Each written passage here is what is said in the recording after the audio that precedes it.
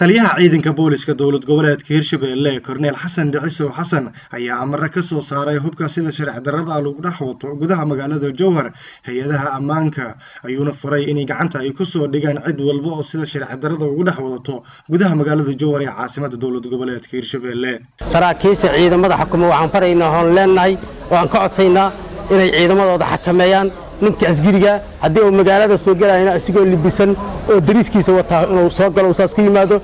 cid shacab oo hadda qoray qaada karto aan ahayn saddexda ciidam oo ay leeyihiin dawladda cid kale oo qor qaada karta oo inay jirta umalayma cid shakhsiyaad oo iyadu markaas ama ganacsi ama waxyaabo ku wardiisaysana waa kulli cid aan ognahay oo aan u aqoonsanay noqon doonaan waxaan u baaqaynaa u sheegaynaa taas marka in qof kastaba ay ogaato waxaan sameeynaa ciidamo roonda oo ka roondeeya magaalada roondo bilaaba oo igana la muujibara shaqada maalmooyinkan soo socda waxaan leenahay marka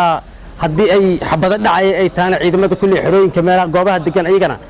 inaan mar dambe magaalada aysan xabad ka dhicin la xakameeyo ciddii si sharci darro xabad u ridoono idan inaan tilaab ka qaadi doono cidda lagu arkay idoo qoral la wareegaysa idoo dhar cad magaalada socotaana idan inaan tilaab ka qaadi doono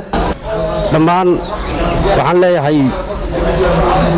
inaan hay'adaha amnigana aan kala hadlo ayagana inay xoojiyaan sidoo kale Korneel Xasan Dhiciso Xasan ayaa sheegay in goobaha lagu isticmaalo muqaadaraadka ay gacanta ku soo dhigi doonaan ciidamada booliska dowlad goboleedka Hirshabelle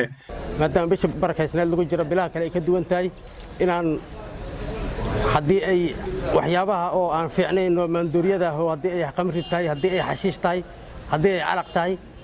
meelaha lagu gado iyo goobooyinkaasna inaan ka shaqo galnay ciidamada amnigu ay ka sifeeyaan ay ka shaqo galaan